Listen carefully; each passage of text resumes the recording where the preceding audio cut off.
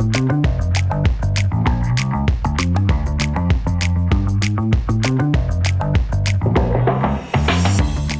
welcome to another edition of Thinking Like a Lawyer. I'm Joe Patrice from Above the Law. I'm joined by another senior editor from that esteemed publication, Catherine Rubino. You're in a very NPR-y sort of a voice mode. Am I? Oh, interesting. I didn't think I was doing any kind of different voice mode.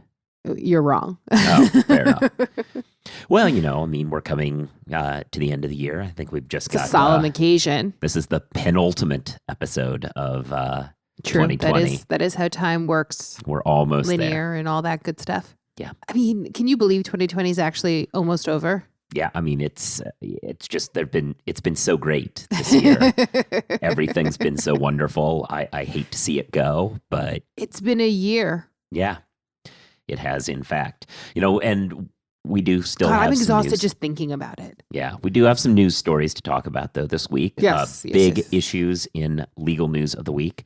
But before we do that, one thing we aren't going to talk about, but I know that you spent most of the week talking about bonuses. I did. Yeah. I did. That's generally our December's at Above the Law. It is. And so because we've already talked about that a few times on this show, we aren't going to go into it again. So just so you know, firms gave bonuses. Yeah, this is what I'll say about bonuses. And I know that folks who read us who are not at Big Law sometimes send us some mail getting a little frustration that we spend a lot of time talking about bonuses. But I actually think that that's one of the things that we do at Above the Law that's actually super meaningful, right? Mm-hmm. I think that transparency in Big Law, which is not known for being super transparent, is really important. I think it helps people make really smart lateral decisions and when they're in law school as well, although sometimes you don't really have perspective of what that even means when you're in law school. But I think that it's really important to sort of hold folks accountable, meaning firms accountable,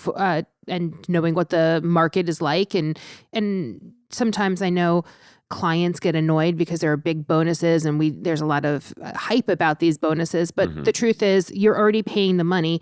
The question is whether associates get the money or partners get the money. It's not about clients getting a discount or something like that. So I think they just, and frankly, who's complaining? These like giant companies that give $1 billion bonuses to their executives. So they just need to deal with it. Yeah. That's my very angry little. Yeah, fair enough. But no, after a challenging year, some firms are giving out some big bonuses, and some firms aren't. And for those firms, they should figure out how have law firms weathered previous economic downturns and come out stronger on the other side. LexisNexis Interaction has released an in-depth global research report confronting the 2020 downturn, lessons learned during the previous economic crises. Download your free copy at interaction.com/likealawyer to see tips, strategies, plans, and statistics from leaders who have been through this before and how they've reached success again. That's just the first of our sponsors for the week. We also, of course, will be hearing a little bit later from Contract Tools and Lexicon. But for now, let's transition into the first story of the week, which, hey, did you know Rand Paul is a dick? Yes. Yeah, well... that's it? We're done now, right? That's the end of that story. Okay, so if you're working with contract... Oh, sorry. Yeah, no, we're going to spend more time here. No. So how has he been a dick this week, Joe? One of the developments of this horrible, horrible year, of which there have been many, was the killing of Judge Salas's son. Gunman disgruntled litigant, found her house and came and attacked. She was all right, though her husband was injured and has since recovered, and her son was unfortunately murdered. So there's an effort at the federal level to pass a law that would make it a crime for these data brokers to mine personal information and sell them to these folks who are disgruntled, who are looking to find federal judges to attack them. This seems like it would be a easy bipartisan kind of bill to get passed. I mean, listen, the Republicans have spent an awful lot of time trying to pack the federal judiciary with folks who agree with them. I imagine they're very interested in protecting that asset that they have got garnered for themselves. Yeah, exactly. This is all about protecting the entire group of FedSoc folk they put up there. Yeah. Yeah. It also included a provision to help fund the U.S. Marshal Service in increasing security and so on and so forth. So anyway, this is what it is. And it is. But it doesn't seem super controversial to me. I can't imagine that this is a real story.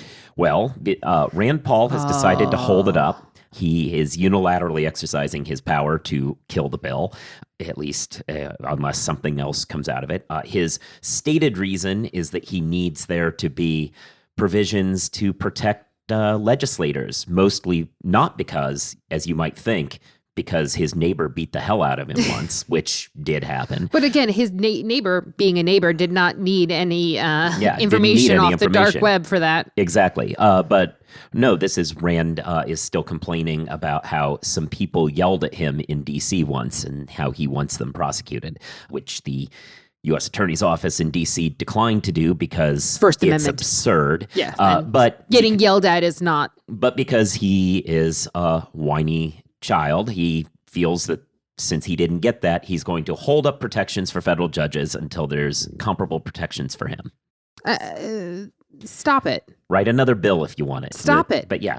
This seems okay. I know that this is kind of your hobby horse, and you've made this argument a lot, but why is one person allowed to hold up what is otherwise a bipartisan effort to do a very small drop in the bucket level of protection for federal judges? I am less concerned about this one because this is one of those instances that actually falls within what I think would make for a better system for the filibuster.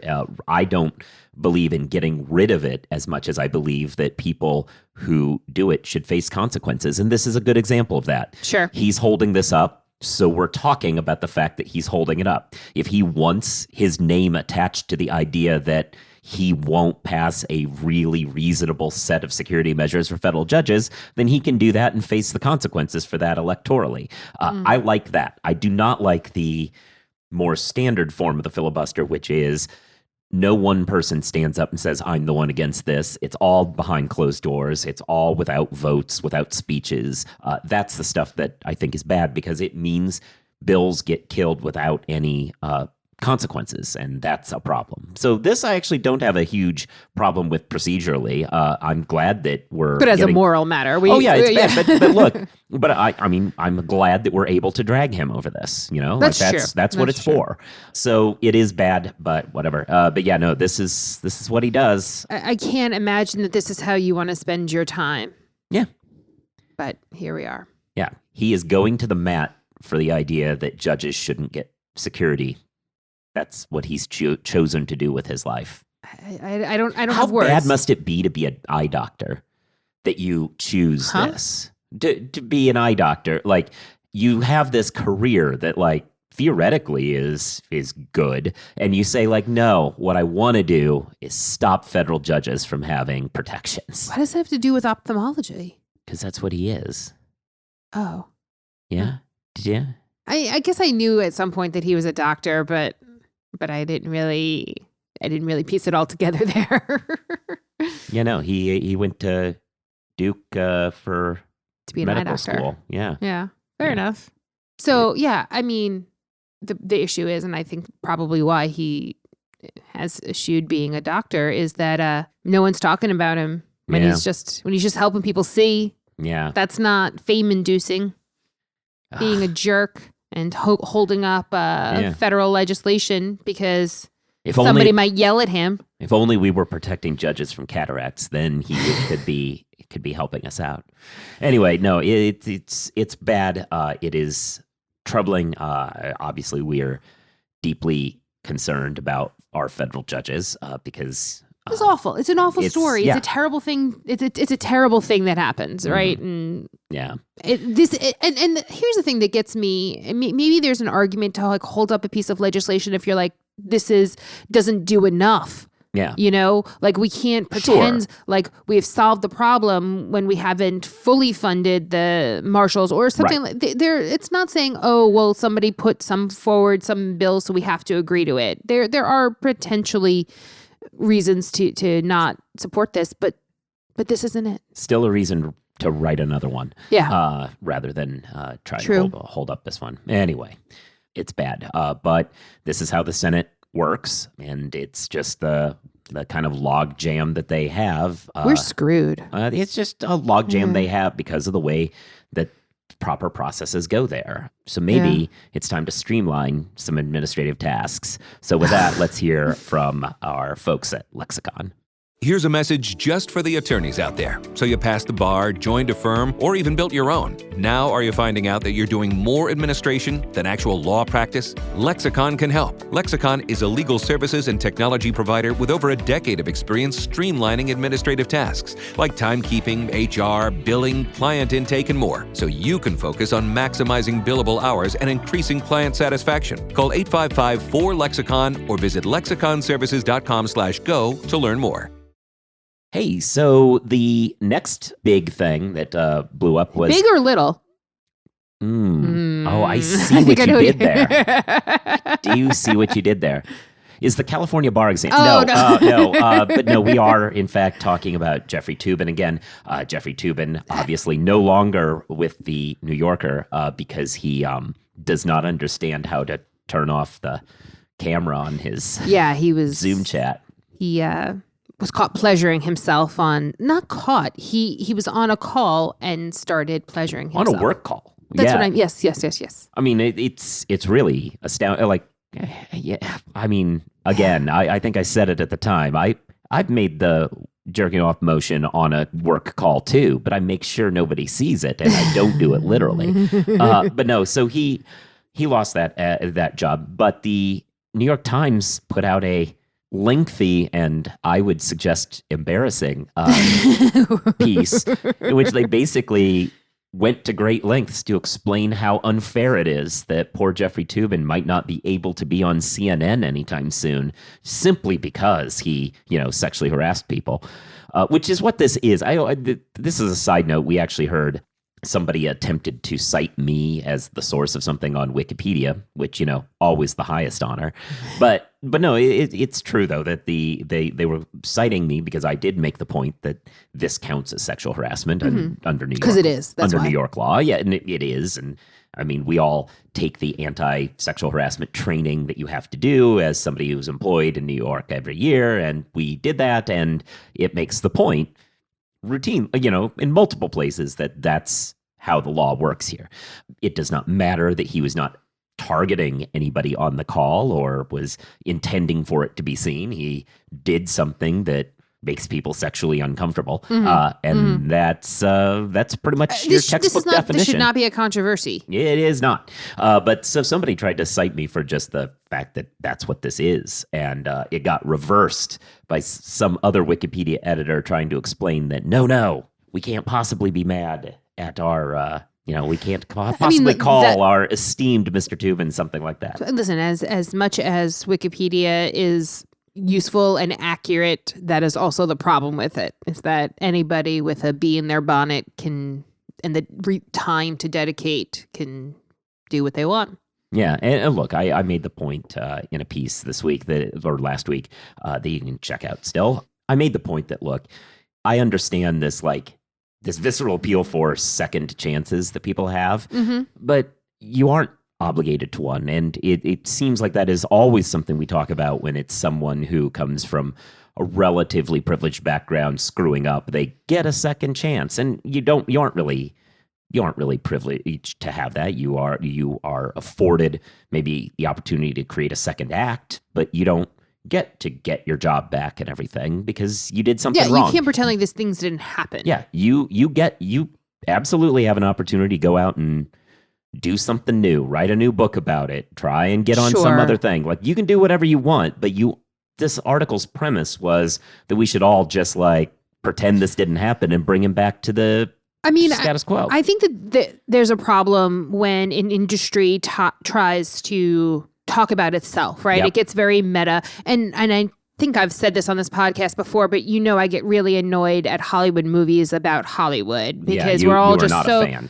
Well, they're so self-congratulatory. It's look at how great we are. And it's kind of that same mentality as applied to journalism. When journalists try to write about journalism, it's not great. It's not my favorite. Yeah. I mean, I say as a lawyer writing about lawyers, I get it. Right. I get it. And that's why I'm very aware that you have to be diligent and you can't just be like, oh, yeah, well, we all know how great this is. And maybe that's also, I think, part of the appeal of Above the Law is that, we bring snark to the industry. Yes. It is trying to puncture that kind of self-importance that the industry has. And I think that you have to be really careful when you're writing about this stuff. You sound super elitist, super insular, super isolated when you're just talking about how important this is. And I think that reading that Times piece was head-shakingly bad. It was really astounding, and I do encourage folks to check both it and our retort out about it. But or just read your piece. It's fine. Yeah, you don't have to. I mean, not everyone has a Times subscription. It's fine. That's fair. Anyway, and we don't force you to have a subscription, dear readers. That's why Above the Law is where you need to check all this stuff out. Yeah, it was problematic, and you're right. It was just this kind of navel gazing. Man, I hate that navel gazing bullshit. Yeah, it was it's not that important. Like, it's not that important that this one guy gets the job to talk about law cases on CNN or any media, right? Like, is there anything that happens on CNN with him explaining how a summary judgment works to somebody that couldn't easily be done by any number of other legal analysts of our cohort? Of course. Is there anything lost if, like, Mark Joseph Stern's the one who says that to people? Or for Ellie Mistal, for hell's sake, but for us, like any of us could easily do that. There's nothing special. There's no reason why he deserves some sort of deference just because he happened to be the one who covered the OJ trial. And his parents were journalists. Right. It's ridiculous. I completely agree with you. And this is not the first controversy that has plagued his career. No. And that's a bit of burying. I think you actually made that joke. I did. You want to... Well, I mean, the story kind of glides over the whole, he fathered a kid with a young lawyer while he was already a famed journalist. Yeah. A young lawyer who's who's the daughter of another famed journalist, to just kind of keep the whole thing going. Yeah. How completely insular this world is. Yeah. So like, let's be clear. He's already gotten a second chance, right? There's already been scandal in his career that he has surmounted. I don't know how many chances we're supposed to give these folks. That's true. Yeah. It was a thing. Well. It's all real life. Yeah. No. And as I said, he can go out. He's got a law, he's got a law degree. I assume he's kept it up to date. He can stop being on CNN and go out and learn to practice regular people. He can review documents just like the worst of us. And even if he doesn't want to go into litigation, you know what he could do? If he works with contracts and doesn't use contract tools, he's missing a lot. Save time, make more money, and do a better job for your clients with contract tools by Paper Software. Contract tools is the most powerful word add-in for working with contracts. Thousands of lawyers all over the world rely on contract tools every day for every kind of deal. Visit papersoftware.com to watch a demo and get a free trial. As a special offer to podcast listeners, use coupon code LTN2020 to get 1 month free. That's papersoftware.com and LTN2020. Well, we said that we weren't going to talk much about bonuses because we talked a lot about that this year. So not to talk about another subject we talked a lot about this year, but... the bar exam? Yeah, a little bit. Just real quick, update on the bar exam situation. We've heard us talk about how this year's administration of the bar exam was largely a mess between trying to force people to take it in person as a super spreader event or to run online exams with untested and, frankly, technically difficult challenges, shall we say. On the online exams didn't seem like they had thought through some stuff. Listen, some of it is understandable to the extent that they were not intending to go online probably ever, and had to make adjustments kind of on the fly because, as another hobby horse of yours, they were not excited about diploma privilege as the way forward.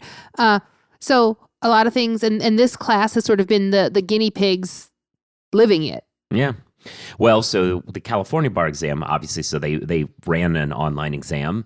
The way in which these were proctored was through algorithms using the webcam and microphone that they would watch you and look for suspicious behaviors defined however the algorithm chose to define it. This gave rise to a story that we've written about, which is the fairly openly racist level to which the algorithm was flagging black and brown people as cheating from the moment they sat down just because it wouldn't recognize their faces. A black person's taking the bar exam? Well, you must be cheating. That's literally what it's saying. No, it doesn't recognize the face. Well, this has been a problem with facial recognition technology in other that's why lots of jurisdictions are working on banning that for police techniques, and I think Boston recently did that. It makes a bunch of mistakes, and it fairly routinely was flagging folks as you're not the person you say you are, despite being just because they're the person they say. Yeah, right. Because it can't tell.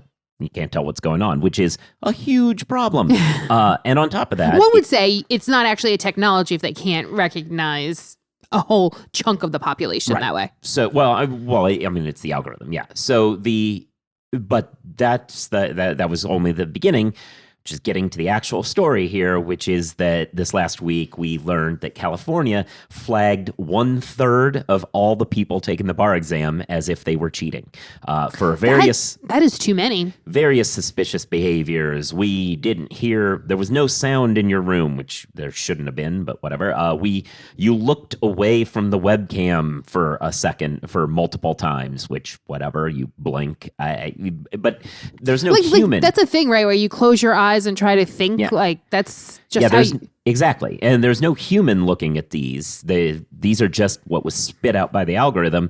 And rather than engage in the job of looking at everything, which would be onerous, but what the bar that's exam, what happens, right? Yeah, that's what the bar exam signed up for, you would think. Yeah, and this is the result of deciding to not go with diploma privilege. Well, yeah. So what they've done is they have sent notices telling everybody that they think they cheated and explain to us why we shouldn't fail you. They are not letting these students, or not, I say students, they're graduates. They're not letting these applicants look at the video to be able to explain what's going on. So how are you even supposed to know? I don't know what I was doing. I don't remember every second of taking the bar exam. Why should you? That's weird. You don't know what you did for hours on end? Huh. I knew I was taking the test. Yeah, right. I don't know what to tell you. It's this is absurd. Yes, it is. This is absurd. It is really problematic and the sort of thing that hopefully... Have they come out with any kind of a statement? Like, what are they doing? Well, so far they're just sending everyone Chapter 6 notices, which is the notice that they think you're cheating. And yes, I have gotten... Like, what can you even say? I was taking the test. I don't know what to tell you. Yeah. Like, I don't even know, like, how do you write that? Yeah. I agree. That's God, not letting them see the video is really astounding, especially because it doesn't look like anybody's even bothered to look at the video yet, before they even got to this point. The reality is there's plenty of things that could happen that, somebody might take their attention away from the exam for a half a second and not be cheating, right? Like, you're not in a controlled environment. Hell, even in a controlled environment, I can remember taking the bar exam, the Javits Center, and, there was a crash. Somebody fell off of their chair in the back, and everyone turned. Oh, yeah. Oh no, I was cheating. No, I was a human reacting to a stimulus. I don't know what to tell you. Like, we're done with the Toobin story. Oh, okay. But yeah, no, it's bad news. Yeah, I just certainly hope that people who are in positions of power will see the light here and put a stop to this ridiculousness, especially because, vaccines obviously are now here, but it's going to take a while for that to roll out. So we're going to end up doing this again. Do you think? Do you really think we're doing more online exams? Oh, that's in February. Yeah. Okay. I thought you were talking about, I'm still thinking about like the big, there's two. The big July. Yeah, there's two administrations. The bar exam every year, February and July. July is larger. I'm still thinking about July. I hope by July we can. Yeah, I'm not entirely sure. I'm not July sure. will I'm be not safe sure at all. enough. I'm not sure at all. We'll see. I'm not sure at all. I have my fingers crossed, my toes crossed, all that kind of stuff. But I'm really hoping. I'm hopeful. I'm hopeful. I don't know what else to say. Yeah. No, I think that's right. So, with all that said, we can start wrapping this up, I guess. Wrapping? You like wrapping presents? See? Oh. It's Christmas, you guys. Wow. Or the holidays, generally. That was a good try. Maybe one of these days I'll have you do an ad read, but no, thanks. You're not quite there yet. No thanks. I don't. Why would I consent to that? Well, why wouldn't you? Because it seems like an annoying thing that you have to do. Thanks, sponsors. No. I don't have to worry about that. You have to worry about that. That's just like one added layer that's not me. Yeah. Okay. So anyway, thank you all for listening and for reading Above the Law. You should be subscribed to this show so that you can get the episodes when they come out. You should be writing reviews and stars and saying things about it to help this algorithm, which is less bad than online hopefully bar not exam. Racist. Yeah. Hopefully less bad. Help that move us up the rankings for law podcasts. More people can find us. You should be listening to our other shows. Catherine hosts the show, The Jabot. I'm on a part of the panel of Legal Tech News, or not Legal Tech News, but I join members of Legal Tech News on a show called Legal Tech. God, you still don't know the name of your own show. Yeah, I think it's Legal Tech Week. Yeah, Legal Tech Week. Yeah. I love whenever I make some sort of a minor misstatement. It's, I can't believe it. But you do. You're like, it's adorable when I do it. It is adorable when I do it. That's the key. I like that you think so. Not everyone agrees. Also, check out all the other offerings of the Legal Talk Network. You should be checking out us on social media at Joseph Patrice, at Catherine1, the numeral 1. Thanks again, as always, to Lexicon Contract Tools by Paper Software and LexisNexis Interaction. And I think with all of that, we're good to go.